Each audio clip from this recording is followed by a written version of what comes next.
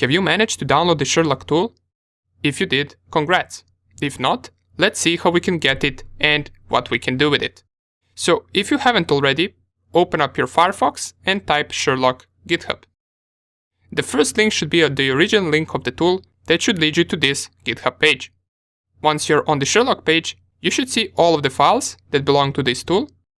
Down here, we will see the installation, so how we can install the tool.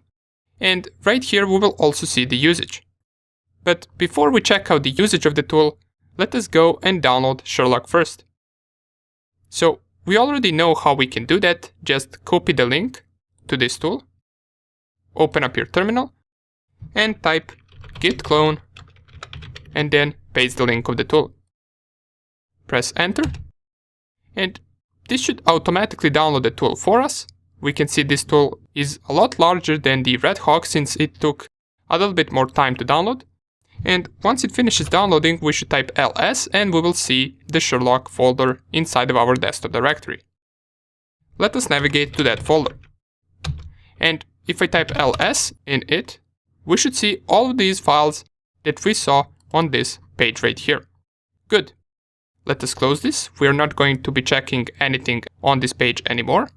And outside of all of these files, we want to go to this Sherlock folder. So if I go cd Sherlock and type ls right here, here is the tool. It is a Python tool, and we know that this is the tool since it is named sherlock.py. All these other Python files are simply just the additional files for this tool that is probably getting imported inside of this. So to run this, we can type the command python3 and then Sherlock. No module named tool request. So this could either mean one of two things.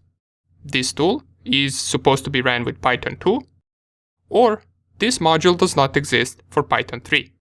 And if you get an error that some module doesn't exist, what you want to do is you want to type pip3 install and then the name of the module. So I can just copy this, copy selection, and paste it right here. Let's see whether we can download this module.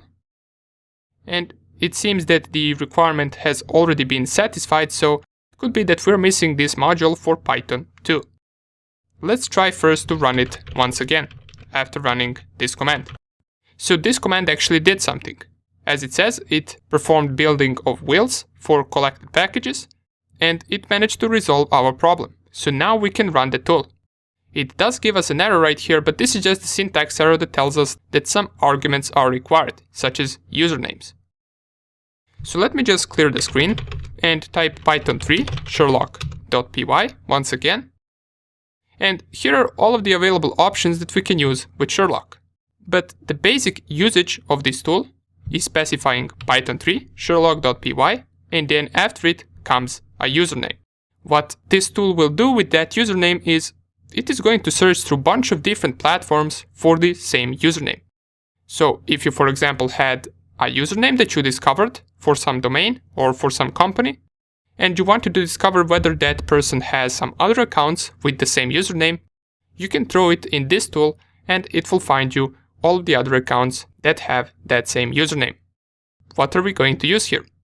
Do you remember our harvester tool? It didn't work once we tried it out, but what I did a few minutes ago is I ran the command on the same domain that didn't work previously once we tried it before.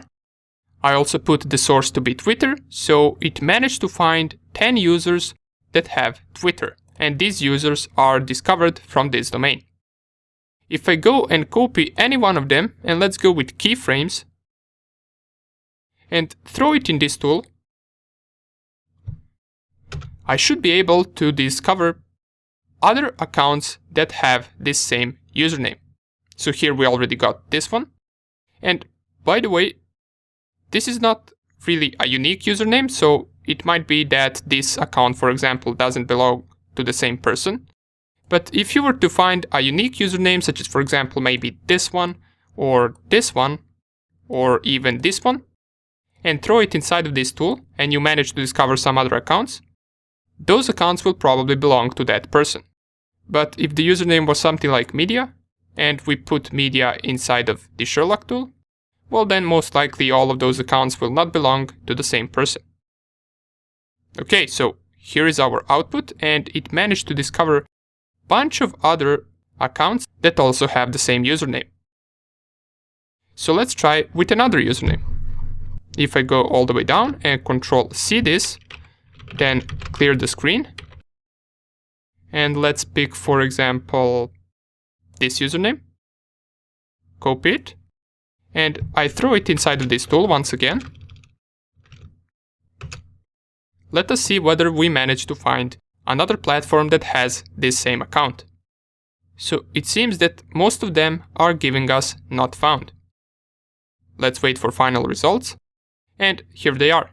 So we already get the output for Wikipedia, we got our username that we discovered from the Twitter profile.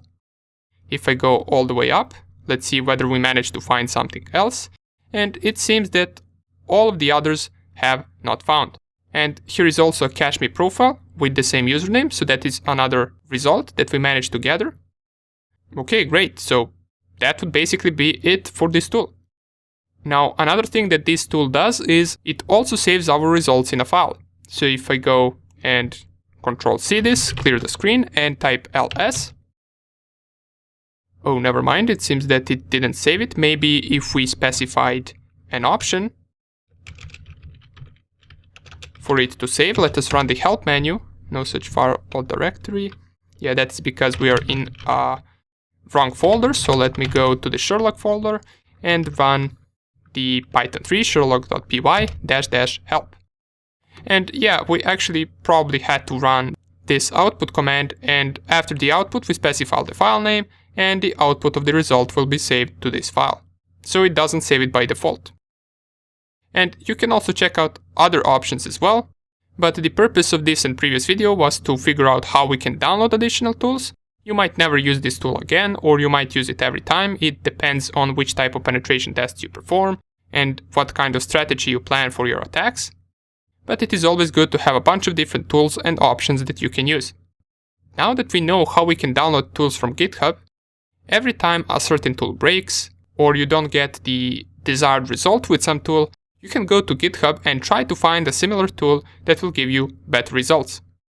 Okay, good. So, in the next video, I will give you a bonus tool that I created in Python 3 that will be able to gather much more emails than the already built-in tools in Kali Linux.